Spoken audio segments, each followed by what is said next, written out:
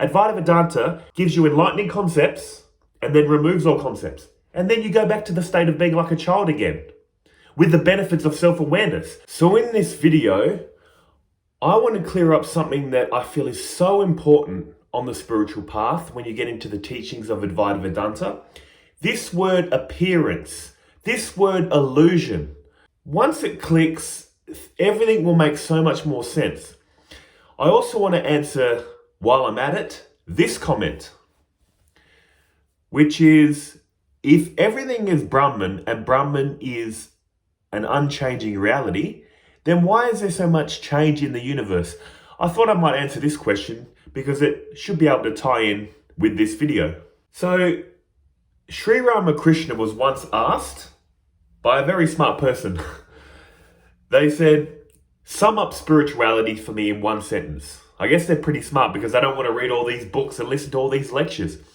What was Sri Ramakrishna's reply? Brahman Satya, Jagat Mithya, assimilate this truth.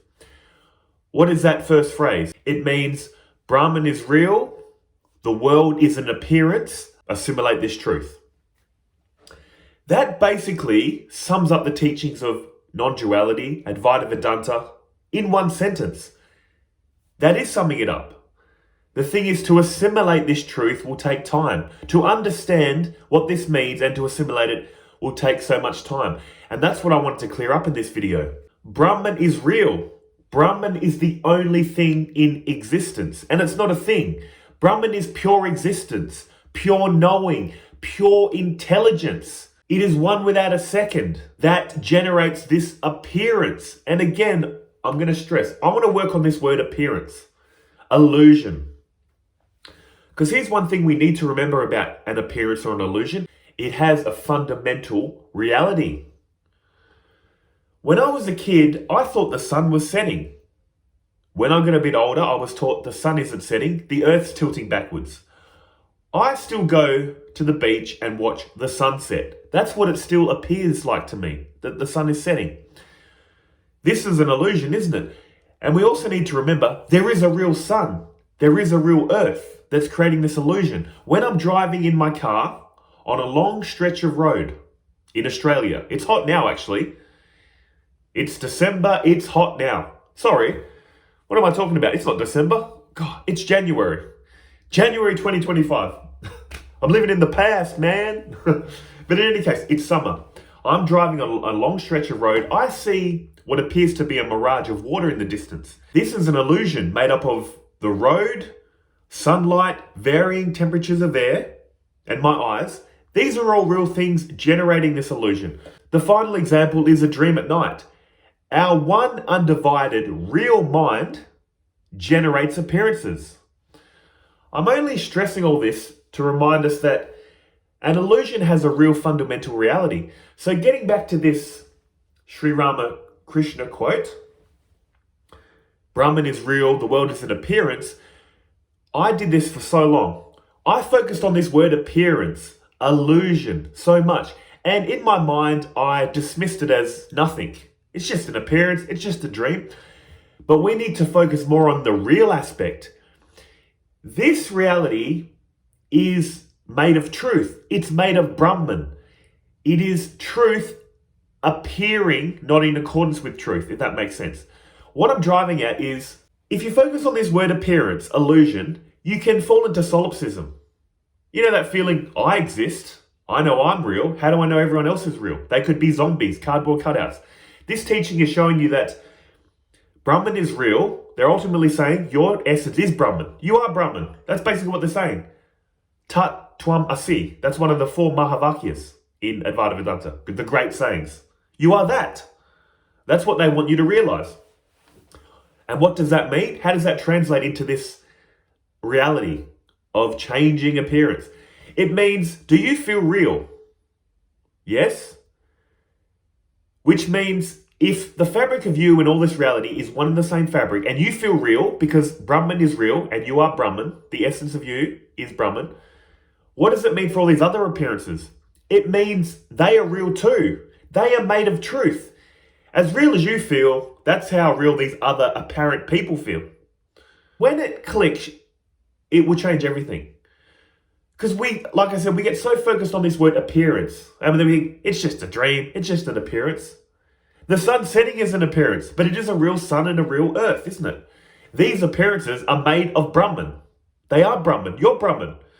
So this is what I'm saying. We need to take these appearances as real because they are real. They are reality, just appearing separate. Now here's the question you might be asking and what that question was asking. If it's all one, if it's all an unchanging reality, then why does it appear to change? Let's take this to the highest level. In fact, let's go to the Bhagavad Gita, chapter 9, verse 4 and 5. I'm just going to take out the parts that are relevant. So Bhagavad Gita, chapter 9, verse 4. Let me just read the last part. All living beings dwell in me, but I do not dwell in them. This is Brahman in quote speaking, if Brahman could speak. What's the next one? And yet the living beings do not abide in me. What is that saying? It's saying, from Brahman's point of view, things appear to exist in me, but I do not exist in them. And in reality, they don't exist in me. It sounds confusing, it sounds paradoxical, but it makes sense. From the point of view of the ocean, whirlpools appear in the ocean, don't they? Waves appear in the ocean. But from the point of view of water, which the ocean, waves, and whirlpools are made from, there is only water. What appearances? This is what Brahman is saying in this quote. If Brahman had objective qualities that could speak. Brahman's saying, what appearances? It's only ever been me, is me, will ever be me. This is the highest teachings of Advaita Vedanta. This is what, when you hear all these comments, there's no one here, there's nothing to do. Who are you speaking? No one's in suffering. They're correct. They're speaking from the highest point, your true self. Truth. But we need to take it down a level, don't we? To the transactional level, to what this comment was asking. If Brahman is real, if Brahman is the one reality, why is there changing appearance? We need to take it down a level. What would the explanation be for that? Because that's the nature of Brahman. Brahman is pure existence, pure consciousness, pure intelligence. Its intrinsic nature is to know, but there's nothing other than Brahman to know, so it must apparently split itself up into subject and object. Its nature is to know, it needs to know something. See, it's a paradox. It's a beautiful paradox. And if this sounds confusing or far-fetched, what is your mind doing every night when you fall asleep? You fall into deep sleep. They say there is pure consciousness in deep sleep. It's just not aware of anything. It's like an ocean that's become perfectly still. Imagine there was an ocean that was conscious, made of consciousness. In deep sleep, perfectly still. There's nothing to be conscious of. What happens in a dream? Waves start appearing. Whirlpools start appearing. Now this conscious, undisturbed, peaceful ocean can now apparently experience. It starts generating waves. From the point of view of one wave, it can look at other waves and go, oh, I'm here. Other waves are there. There's whirlpools. See? But whether it's waving, whirlpooling, or whether it's steady, it's still the same fabric, still the same ocean, water, pure consciousness, whatever you want to call it. So again, if Brahman is unchanging, what's with all these appearances? Because that's its nature. Its intrinsic nature is to know. Just like the sun's intrinsic nature is to have heat and light. There is no sun that has heat and light, is there? Take away heat and light, you take away the sun. In the same way, the fabric of reality, Brahman, is pure knowing, pure being, pure conscious existence, pure intelligence. It's like fabric that you can mold like this or that. It's always being itself. It has non-objective qualities beyond time and space, prior to time and space, which paradoxically gives rise to time and space, to all this miracle of manifestation. This is why, again, our minds cannot comprehend this. Our mind thinks of black and white, good or bad, right or wrong, dualistic. This is beyond dualistic thinking. You need to be comfortable with a paradox. You need to be okay with Brahman is nothing, yet Brahman is everything. I know it's tough when you first come into these teachings, but you need to be comfortable. Reality is beyond language. So what can we do with our limited language? We're restricted by our dualistic thinking. If we can somehow come up with a language in the future that's not dualistic, then Brahman will be second nature to all of us. It'll be common sense. But until that point, you need to be comfortable with these paradoxes. So again, I'd like to stress, Brahman is real. It's the real fabric. appearing separate. Another great way to look at this is, imagine reality was a big block of ice. That's reality. This big block of ice would be truth, would be real, would be reality, but it's just a block of ice, isn't it? Now in Australia, when it's Christmas time, it's very hot here. And I understand in America and England, it's very cold. So imagine this big block of ice, this big block of truth, was carved out into the nativity scene. That scene of Jesus in the crib and Mary and Joseph and the three wise men. My question would be, was it ice before that was carved? Yes. When you carve out that appearance of the nativity scene, was it still ice then? Yes. It's always only ever being ice. You could melt it down, make it a block of ice again, then carve it out into, I've seen this one as well. They've carved one out into the City of London with the Big Ben and that big Ferris wheel. But my point is, if reality is ice in this example, whether it's a block, whether it's the City of London, whether it's the nativity scene, yeah, the appearances are changing, but it's only ever made of truth, made of ice, isn't it? This is what they're driving at in Advaita Vedanta. They use the dream example many times, just as an example. But here's what we need to remember. Life is not a dream. Life is like a dream. And there's a big difference. If life was really a dream, at the point of enlightenment or waking up, you would wake up into a bigger reality and go, oh, that Simon character was a figment of my imagination. But then, whatever character you are in the bigger dream, in this example, then that character, I use the character Gary in New York a lot. I'm Simon living in Australia. Imagine if I wake up and realize, oh, I was Gary in New York, dreaming up the Simon character in Australia. Then what's going to happen? The Gary character could then do self-inquiry, question his reality, and then question, am I dreaming this up? See, it would be like infinite regress. What they're saying in these teachings is, you don't wake up to a bigger reality, you wake up to the essence of all reality. Pure consciousness is your nature, is the nature of all reality. You don't wake up to something greater, you wake up to your true nature. You become lucid to life. You see the reality behind all appearances, yet you know these appearances are made from that reality. They're made of truth. This is why we always think we're right. Even when we realize we're wrong, we always think we're right. I thought I was right. Then I realized I'm wrong.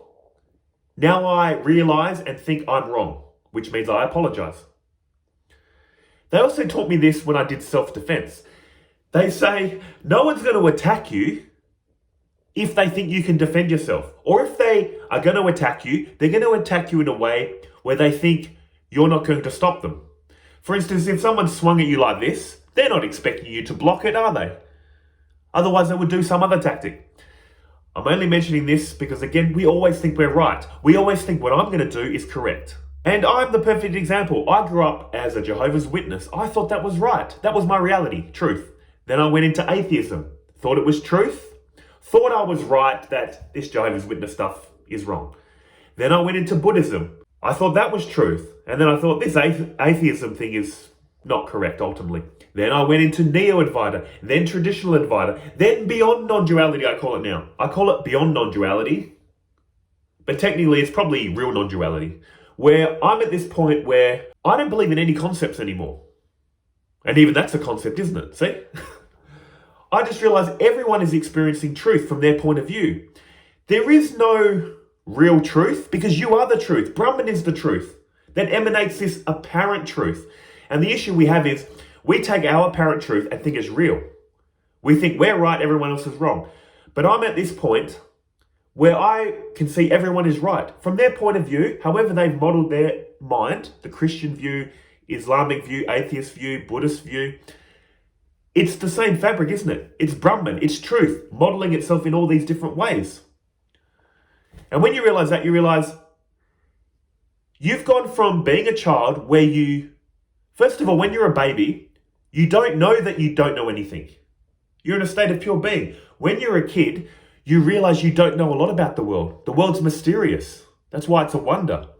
When you get to a teenager and the rest of your life until you do some self-inquiry, questioning this existence. You think you know it all. You go from a kid going, I don't know much, life's a mystery, to I know how the world works. Your face goes from this to this. You felt like this, you're slowly getting boxed into your concepts, you take them to be real. If you don't investigate your experience, you just live the rest of your life like this. My concepts are right, everyone else is wrong. Advaita Vedanta gives you enlightening concepts and then removes all concepts. And then you go back to the state of being like a child again, with the benefits of self-awareness. You realize, I ultimately know nothing. Life is a mystery, life is a miracle. I do not know ultimate truth because I am ultimate truth. Then this miracle of reality will stun you. It'll stun your mind into silence in the deeper sense. But yeah, you can still talk about this reality. This is why I make these videos. First and foremost, they're a spiritual practice. And I just appreciate life so much. Just that it's happening. It just stuns me. It's amazing to me. Unbelievable. That's all I can say. Oh, in any case, guys, as always, I've said a lot. I hope it all made sense. But until the next one, take care of yourselves, okay?